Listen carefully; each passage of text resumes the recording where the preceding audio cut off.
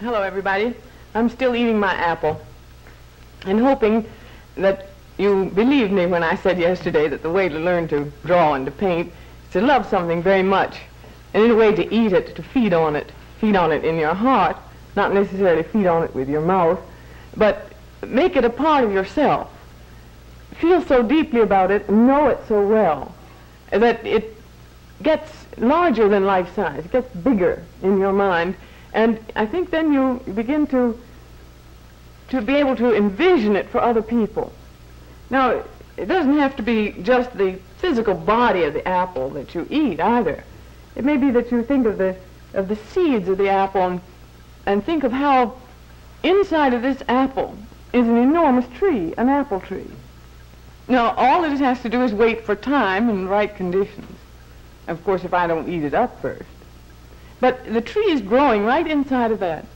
And so there's a dimension of time in any apple or anything. Living things, of course, obviously, but things which are dead too have this kind of extension of time that gives them maybe sacredness. And part of what you will have to feel about anything that you paint well or draw well is its sacredness. Is you will feel some kind of reverence toward it.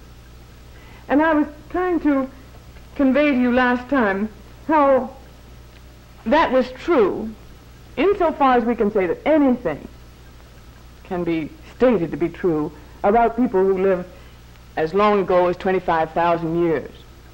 Well, 27, 28,000 at least. People who lived that long ago, we can guess about maybe. But no matter how scrupulous people are who write about the cave paintings, all of them agree that the thing which they were was sacred.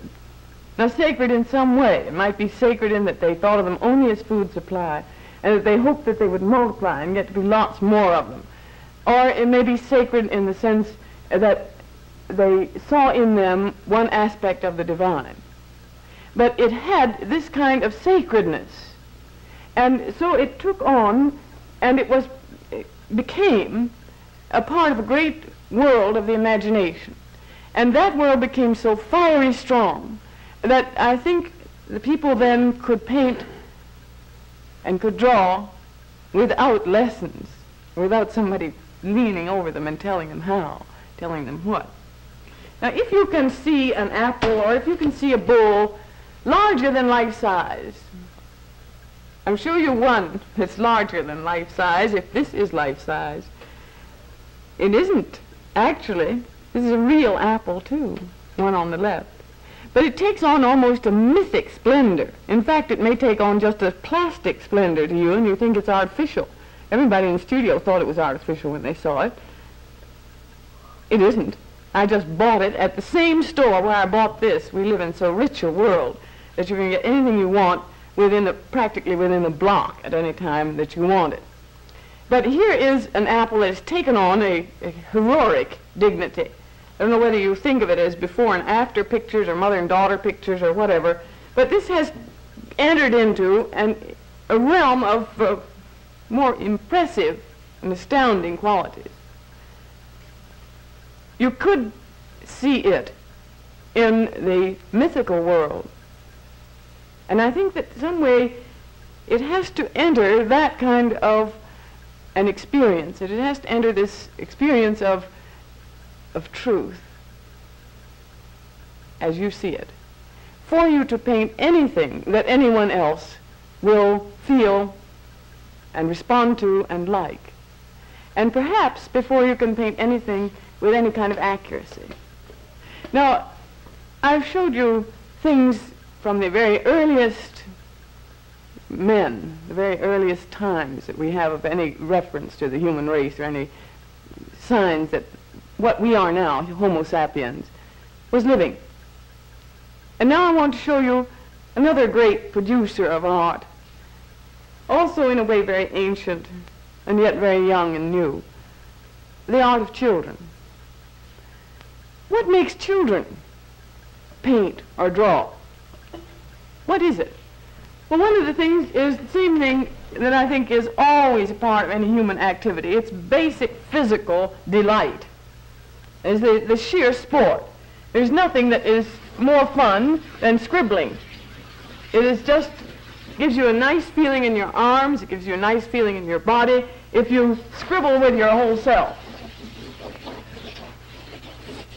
It's nice to have a good, strong paper, not this one that's apt to fall off of here, so that you can really vent yourself on the paper. And at a purely physical level, that's fun. It's just, it's delight. It's sport. Nice.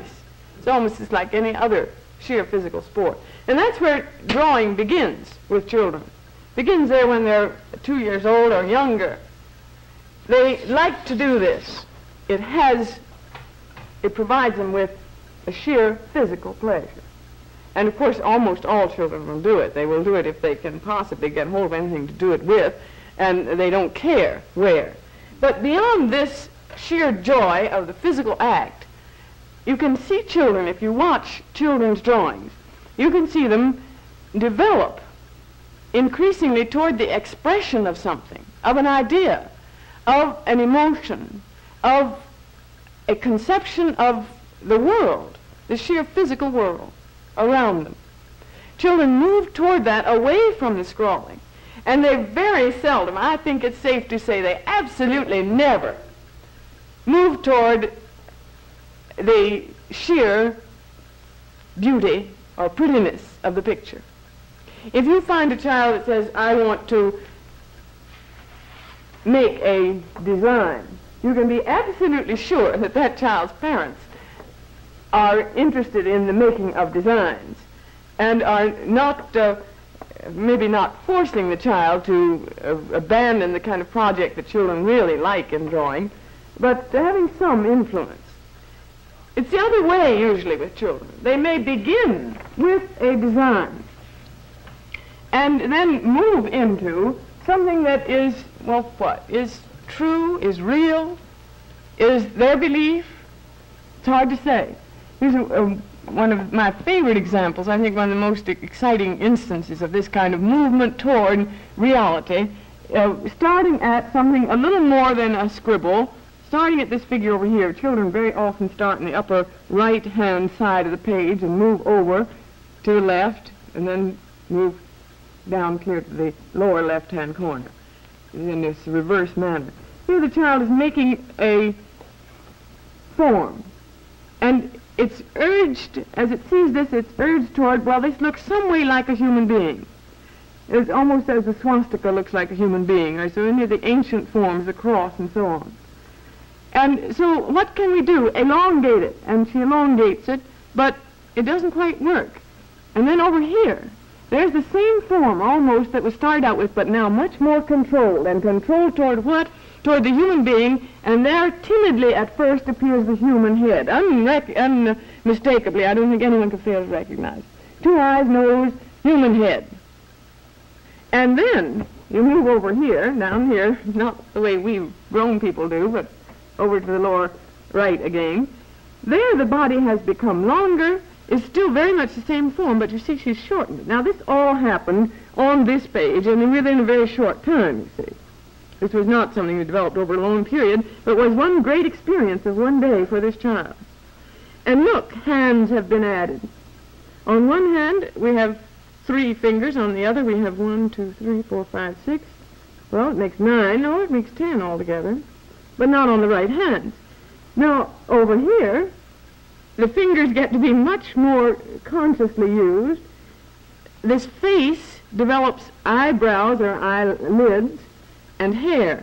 And then when you get to this figure, which is the last one, you see, is a great triumphant last statement that this child, a really small child, has made.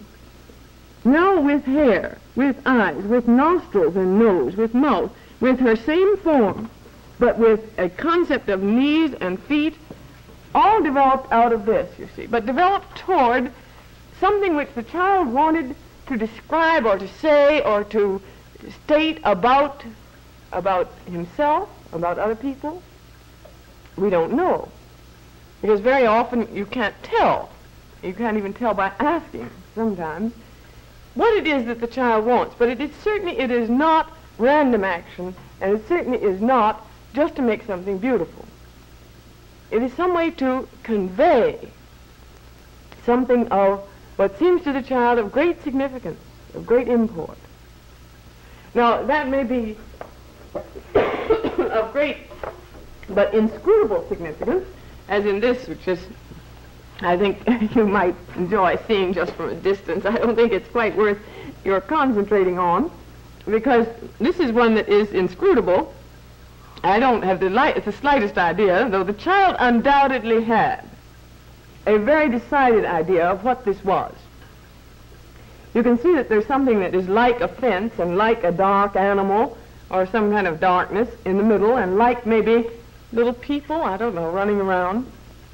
It has a story, and it had a significance to the child, and a very deep one. If you could see, I think you can even see in this, the kind of energy and in all of the brush strokes. It meant a great deal, but we don't know what. We can't tell. And sometimes we can tell what. And here's another example. Now the child, you see, in much greater control. One of the greatest things that art can do is crystallize, make clear the world outside of oneself. Now, this child is still very much herself, but she is beginning to see this world, which is here the world of oil wells. She's beginning to see that as something outside of herself, and is able to enjoy and love it with herself, but as outside. This is one of the great things which the artist does, even the child. I'll see you tomorrow.